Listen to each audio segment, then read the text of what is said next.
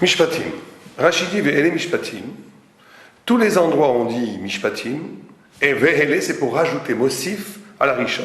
Marishoni Misinaï, Afelo Misinaï. De la même façon que les 10 commandements avaient pour une origine le mont Sinaï, la révélation divine, de la même façon, tous les Mishpatim, tous les détails de la loi qui régit le rapport d'humain à humain, toutes les notions juridiques, sont d'origine divine, viennent du mont Sinaï. Première intervention de Rachid.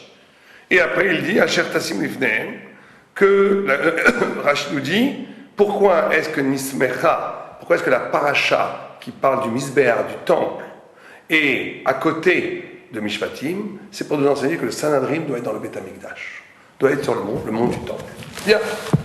D'abord, il faut comprendre pourquoi Rachid a-t-il besoin de nous enseigner que les Mishpatim, toutes les lois de la Torah, viennent du Sinaï, viennent de la divinité, c'est évident. Quel était ce qu'on appelle en hébreu la Havamina? Comment a pu-t-on envisager une seule seconde que la proximité, que la provenance divine de la Torah se limiterait aux 10 commandements? C'est impossible. Toute la Torah vient de Dieu. Il n'y a pas une lettre de la Torah qui ne vient pas du mont Sinaï. Donc pourquoi est-ce qu'on a besoin de préciser cela? Pourquoi a-t-on besoin de préciser que les lois quotidiennes, tu endommages ton prochain, il faut lui rembourser, tu casses la voiture de ton prochain, il faut lui téléphoner pour lui dire que tu l'as cassé, etc., etc., etc. Tu empruntes, tu fais un dommage, l'emprunt, tout ce qui régit le rapport humain, il faut absolument savoir que ces lois-là, édictées par la Torah, sont d'origine divine, sont d'origine sinaïque. Ça a l'air d'une chose évidente. Mais en vérité, et les Balénoussa nous enseignent, que là se trouve le grand test. Le test essentiel. En d'autres termes, quand on reçoit les 10 commandements, quand on reçoit la parole du Dieu vivant qui nous dit les grandes choses, tu ne tueras point, tu ne voleras point, tu ne convoiteras point, toutes ces choses-là, elles sont tellement fondamentales à l'éthique, à la morale humaine, et elles viennent tellement du haut vers le bas, qu'il y a une adhésion totale, et une adhésion aux grandes choses. Là où ça se complique, c'est dans les petites choses. Je vais vous raconter une histoire très rigolote, qui souligne tout à fait cet aspect. Une fois, Rabbi Akiva Eger, un des plus grands rabbins de tous les temps de la Torah, s'est rendu dans une petite ville, et il a prié à côté de quelqu'un. Et cette personne, quand elle priait avec tellement de ferveur, avec une concentration, avec un amour, avec un abandon de l'âme, tellement extraordinaire que même Rabbi Akiva Eger en était impressionné. Il a dit, voilà, un vrai tzaddik, c'est merveilleux. Ça l'a même aidé lui-même à prier. 5 minutes plus tard, cette personne se met à crier sur quelqu'un d'autre qui lui avait piqué la place. La personne avait juste volé sa chaise, il a crié, il l'insulte. Et Rabbi Akiva Eger en est tellement choqué qu'il va le voir, il lui dit, mais je ne comprends pas. Quand je t'ai vu prier, tu m'as donné du chizouk, tu m'as donné une force extraordinaire spirituelle. Et maintenant tu t'abaisses à crier sur quelqu'un juste parce qu'il t'a volé ta chaise. Et le bonhomme lui répond tout simplement, mais d'où vient la question? Là j'étais devant Dieu, mais lui qui est-il? Il n'est rien.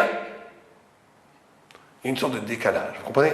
Face à Dieu, face aux 10 commandements, il y a une adhésion totale, je peux être un tzaddik.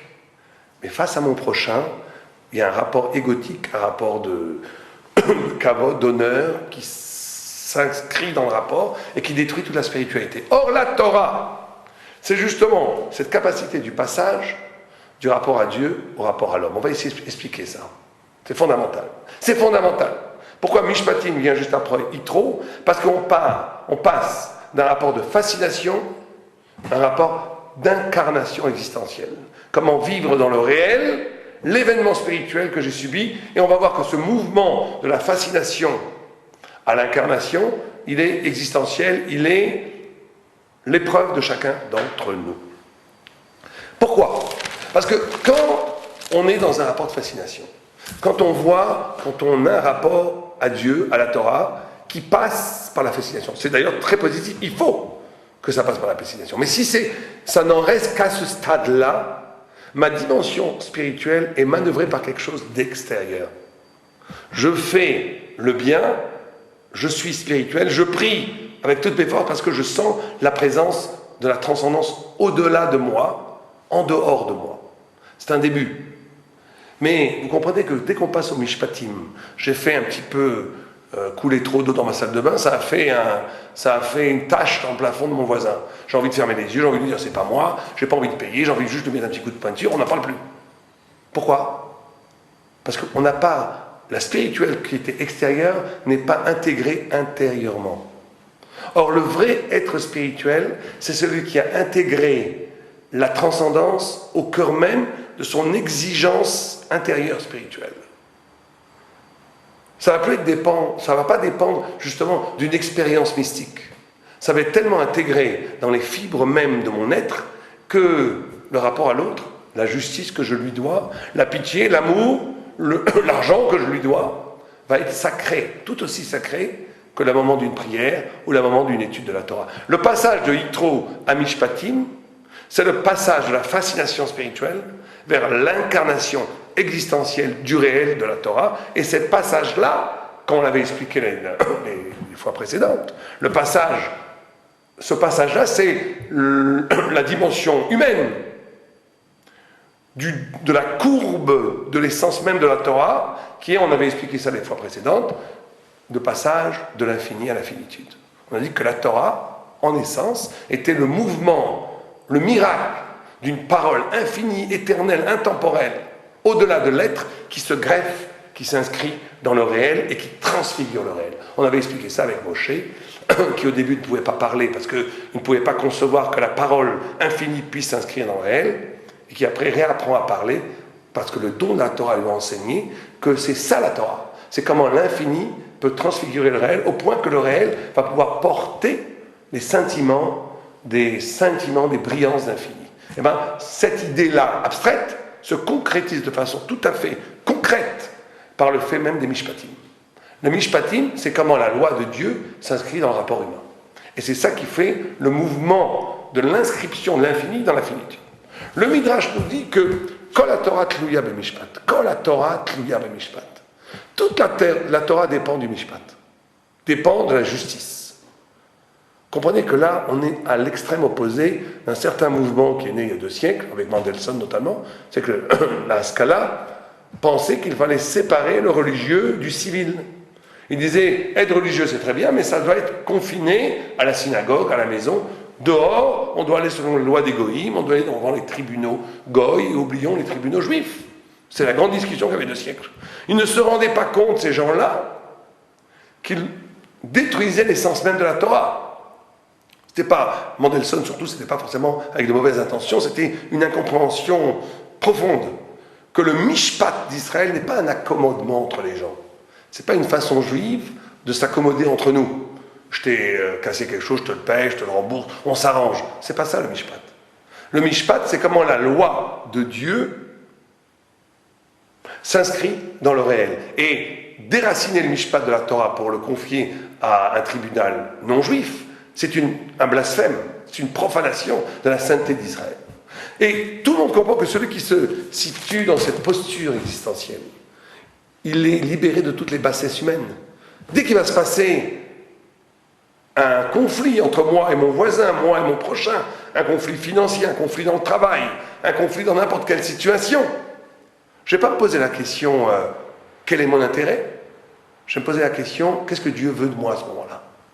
Et je vais faire mettre en action la loi de Dieu et j'introduis dans le monde une dimension de divinité dans le monde réel. C'est pour ça qu'il faut essayer d'aller contre ce mouvement aujourd'hui qu'on appelle les Tohen Rabbani, ces nouvelles formes de personnes, d'avocats, je ne veux pas dire marrons, mais d'avocats qui vont dans les tribunaux, même rabbiniques, pour défendre la cause de quelqu'un. C'est pas l'esprit de la Torah. L'esprit de la Torah, c'est pas ça. L'esprit de la Torah, c'est pas je veux absolument défendre, comme dans les procès non-juifs. Je veux absolument défendre mon intérêt, il n'y a que ça qui m'intéresse, et je vais mobiliser la loi et les meilleurs avocats pour défendre mes intérêts. C'est pas comme ça que le juif il marche. Le juif il marche, il dit qu'est-ce que Dieu veut dans ce cas-là? C'est contre mon intérêt? Eh bien c'est très bien, ça n'est jamais contre mon intérêt. Parce que même si c'est contre mon intérêt immédiat, c'est en dernière instance éminemment pour un intérêt spirituel. C'est que je dois faire un tikkun, je dois faire réparation, je dois perdre cette chose-là pour arriver à une plénitude qui a été perdue. Et il ne faut plus raisonner en termes de pouvoir, de substance, d'intérêt mesquin, il faut raisonner qu'est-ce qui est valable pour Dieu. Et là, on fait rentrer la lumière divine dans la vie. Et là, on devient un homme, et là, on devient un juif. Le deuxième enseignement, que nous donne, tout à fait d'ailleurs la même lignée, que nous donne Rashi, c'est de dire que le mishpat doit être en Beth Amikdash. Au mont du temple, près du temple. Le Sanhedrin, mais bien sûr le Beth Amikdash c'est sur le mont du temple, mais que le Sanhedrin, le Beddin Agadol, le grand tribunal juif, doit être sur le mont du temple. Comme s'il y avait une alliance entre la loi et la sainteté. Pourquoi? Alors après ce qu'on a dit, on comprend. C'est que le korban a pour racine étymologique karov, proximité. Proximité. Pourquoi? Parce que korban, quand je fais un sacrifice, je me sépare de quelque chose de matériel pour le donner à Dieu et je m'approche non seulement de Dieu mais du véritable moi-même. En d'autres termes, la plupart des gens se définissent par ce qu'ils possèdent. Ces gens-là ne comprennent pas que plus ils se définissent par ce qu'ils possèdent, par leur réussite sociale, par leur argent, plus ils ont dénaturé la véritable nature de leur être. Plus ils ont trahi l'essence de ce qu'ils sont eux-mêmes. Et la notion du sacrifice, la notion du korban, c'est la capacité de dire « je ne suis pas ça, ça c'est pas pour moi, c'est pour Dieu, je donne ». Et cette capacité de se désolidariser de la matière pour la sanctifier et la donner à Dieu me renvoie à une proximité à l'éternité divine et à l'éternité intérieure qui est moi-même. Or, si le mishpat est lié à cet art de korban, c'est pour nous enseigner que justement c'est exactement la même chose. J'ai un conflit avec l'autre, je peux dire non, non, je ne veux que mon intérêt, je ne vois que mon intérêt matériel, ou je dis non, non, non. Dessaisis-toi de ton petit intérêt. Fais un korban, fais un sacrifice. Si la Torah dit que tu dois rendre, rends. Si la Torah dit que tu dois perdre cet argent, perds-le. N'essaye pas surtout de le prendre. C'est une malédiction de saisir. C'est une bénédiction de s'en dessaisir. C'est un korban. C'est l'expérience de la spiritualité, de la gdusha, de la sainteté, de la séparation. D'être défini par la loi divine et pas par la matière. D'où l'intime lien entre le Beth Amikdash et le Sanhedrin. La loi divine inscrit dans le monde la dimension de korban. C'est-à-dire que les choses qui sont valables, l'existence, l'esprit, le cœur, ne s'exalte, ne devient lui-même qu'en contact de l'infini et que quand il est capable de se désinvestir de l'aliénation matérielle. La paracha continue et la première loi qu'elle nous donne, c'est la loi de l'esclave. Eved Ivri. Eved Ivri. Eved Ivri, c'est l'esclave juif qui a sûrement volé, la plupart du temps il a volé. Et donc, au lieu de le mettre en prison, on dit tu vas travailler. D'ailleurs, Hagav, c'est un extraordinaire enseignement. Vous savez, dans les sociétés non juives, quand quelqu'un a volé, on le met en prison. Pourquoi est-ce qu'on le met en prison? Parce qu'on a peur de lui, on veut protéger nos Rolls-Royce, nos Mercedes, nos bijoux. Et donc, on le sacrifie justement, on le met dans une prison, pour qu'il ne soit pas nocif, et on le punit. La Torah dit, c'est pas comme ça qu'on fait. La notion de prison n'existe pas dans la Torah. On mettait les gens en prison juste en attente du procès, pour qu'ils ne se sauvent pas. Mais c'est jamais une réponse à un problème de criminalité. Le crime, la réponse au crime, c'est pas la prison. La réponse au crime, d'après la Torah, c'est la réinsertion, comme on pourrait dire en mode moderne, c'est-à-dire d'inscrire ce voleur dans une économie du travail pour qu'il apprenne la valeur des choses et qu'il arrête de voler. C'est éducatif. Ça, c'est la première chose qu'on nous enseigne. Mais il est tout à fait intéressant de voir que la première loi, c'est la loi du Eved Ivri, de l'esclave. Ça nous enseigne, bien entendu, que la notion d'esclavage et de liberté est essentielle à la Torah. Essentielle à la Torah. C'est que cette notion de liberté et d'esclavage, elle tourne tout le temps dans la Torah. Vous avez les âmes esclaves ou les âmes du prince. Qui est le prince, qui est l'esclave? Esav, Yaakov, Yosef et ses frères. Qui est le roi? Qui s'agenouille devant qui? La notion de liberté et la notion d'aliénation, elle traverse toute la Torah. Elle est le sens même de l'histoire de la Torah. Et ça va même plus que ça. Vous savez que quand la loi a été donnée, on dit que la loi a été écrite sur Harut à la Luchot, gravée dans la pierre. Or, le Midrash nous dit, fais un drash, ne lis pas gravé, lis liberté dans la pierre. Comme si la Torah, c'est la liberté. Les lois d'acier, tu ne tueras point, tu ne voleras point, tu ne convoiteras point. Ces lois sont la liberté elle-même. Pourquoi sont-elles la liberté elle-même? Parce que la définition de la liberté dans la Torah, c'est la capacité d'être soi-même absolument. D'être soi-même absolument. C'est ça être libre. Or, la loi de la Torah n'est pas un ordre extérieur. La loi de la Torah révèle ce que tu es absolument. Mais alors là, il se pose une question extraordinaire. On a dit avant que le mishpat, que la loi, c'était au contraire la volonté de Dieu. Comment la loi peut être en même temps la volonté de Dieu, quelque chose d'absolument infini et transcendant, et en même temps la révélation de ce qu'il y a le plus intime, le plus véritablement moi-même à l'intérieur. Ben c'est ça le secret, c'est pour ça que la Torah commence par la notion d'éveil d'Ivry. Le secret, c'est que, justement, c'est ça qu'il faut découvrir. C'est que je ne sortirai de l'esclavage, je ne sortirai et je n'atteindrai la vraie liberté que quand j'aurai compris, que quand j'aurai véritablement compris, que ce qui est en jeu dans les mitzvot, ce n'est pas des ordres extérieurs, ce n'est pas des obligations, ce n'est pas des pressions morales, fut-elles spirituelles. C'est en même temps la divinité qui se révèle, et en même temps que ma définition la plus profonde, c'est de m'arracher à la fausse identité. Et ma véritable identité, c'est d'être en vérité le souffle de Dieu lui-même. L'âme a été créée avec le souffle de Dieu. L'âme intérieure de l'homme, c'est d'être l'écho de la divinité. Quand l'homme comprend ça, il est dans une liberté absolue. Il est lui-même éternellement, et il est là dans une vérité extraordinaire. C'est pour ça d'ailleurs que quand la Torah est donnée, tout le peuple juif meurt et ressuscite. Parce que la Torah est donnée, pas comme une loi qui se rajoute à la vie, la Torah est donnée au cœur même du don de la vie. Pour ça que quand ils ont reçu la Torah, ils sont devenus éternels. Parce que leur essence intérieure était la Torah elle-même. Donc quand quelqu'un adhère à la Torah, il ne faut pas avoir peur de mourir un peu. Un bal tchouva, je dis toujours à des gens qui font tchouva, au début vous allez perdre vos talents. Vous allez perdre votre puissance, vous allez perdre votre glorieuse, c'est pas grave. Il ne faut pas avoir peur de les perdre, il faut les perdre.